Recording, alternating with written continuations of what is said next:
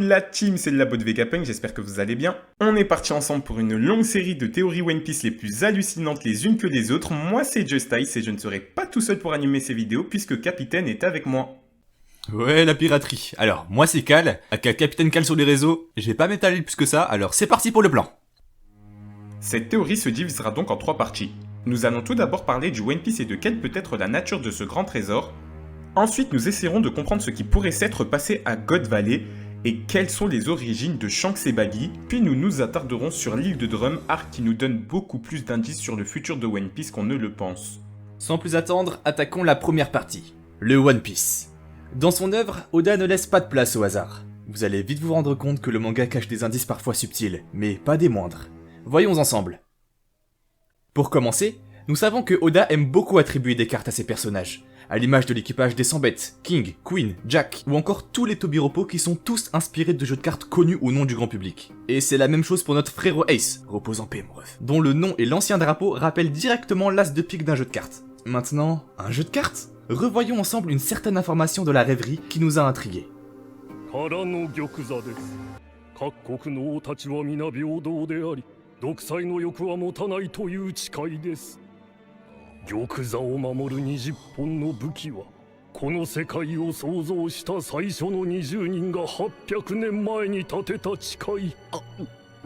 Vingt armes qui protègent le trône depuis 800 ans. Ici, le nombre 20 a particulièrement attiré mon attention puisqu'il m'a fait penser à un certain jeu de cartes, le tarot. Pour ceux qui ne savent pas, donc le tarot est un jeu de cartes dont les cartes les plus importantes sont les 22 arcanes majeures. Il est aussi dit que l'arcane 0 ne compte pas, donc il est hors du jeu, ce qui amène donc le nombre total à 21. Il y aurait donc 21 vrais arcanes majeures. Nous nous attarderons sur l'arcane 0 en abordant God Valley, puisque cette carte viendra compléter cette théorie. Maintenant, il y a 20 épées au sol alors que nous avons parlé de 21 arcanes. Est-ce qu'il ne manquerait pas une épée ? Est-ce qu'il ne manquerait pas une pièce ? Y aurait-il un roi qui aurait décidé de ne pas prêter serment il y a 800 ans ? C'est à se demander qui pourrait être ce dernier roi. Joy Boy ?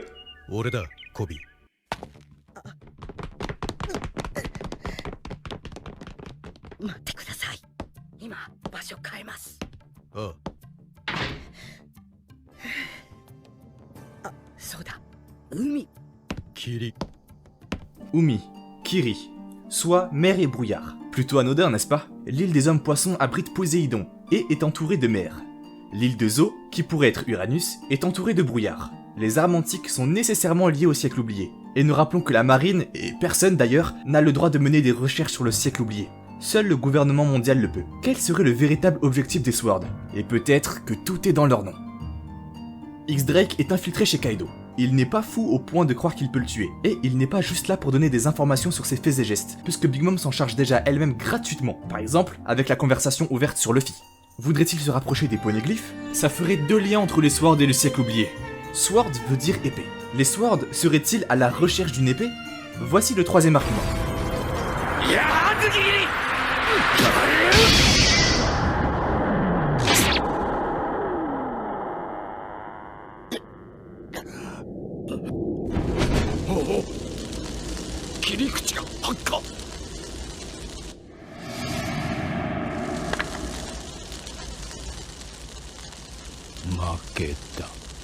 Pour ceux qui ont regardé l'anime de One Piece, le combat entre Zoro et Ryuma est un combat qui nous a tous passionnés. Et voici ce que dit Zoro en recevant son sabre. « J'aurais voulu te connaître de ton vivant. » Cette phrase ne vous rappelle pas ce que dit Roger lorsqu'il trouve le One Piece ? « J'aurais vraiment voulu naître à la même époque que toi. » Pour un sabreur, quoi de mieux que le sabre de l'ancien meilleur épéiste du monde pour illustrer son One Piece ?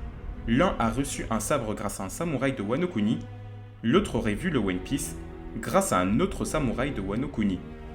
Les deux auraient vu une épée. Si le One Piece est une épée, alors l'arc de Drum viendrait très bien illustrer cette théorie, puisque dans son flashback, nous avons donc 20 médecins, plus Dr Korea, plus Dr Iluluk, soit un total de 22 médecins, tout comme les arcanes qui sont au nombre de 22. Certaines pages de couverture de Oda viennent aussi confirmer cela, puisque si on compte le nombre de hamsters sur cette page, nous arrivons à un total de 22, et 2 d'entre eux sont sur les épaules de Franky, comme s'ils avaient tous les deux quelque chose de spécial, à l'image de Dr. Iluluk et de Dr. Korea sur l'Arc Drum. Mais il y a aussi cette page de Sengoku et Garp qui s'amusent à empiler leurs galettes et qui sont cette fois-ci au nombre de 21.